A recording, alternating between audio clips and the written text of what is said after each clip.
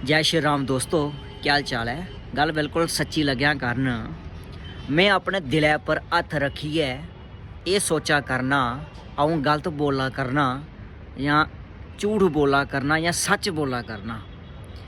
साढ़े मुल्क दे लोग जात पात गी लेइयै मता गै ज़्यादा रुज्झी गेदे न। जात पात गी लेइयै मता गै ज़्यादा विरोध करा करदे न।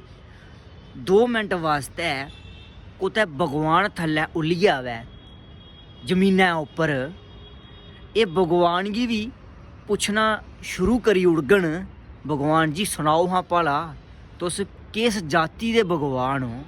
भगवान जी तुस सनाओ हां भला किस जाति दे भगवान हो। और ये गल मैं ना भगवान दी नहीं कीती है, ये गल मैं उंदी कीती है। तुस अग्गे समझी गए होगो। इस्सै गल्ला तुंदे लोकें भ्रा गी गल अगर शैल लगी होग शेयर करना नहीं भुल्लियो ते लोकें भ्रा दा हौसला बधाना नहीं छुड़ियो। राम राम।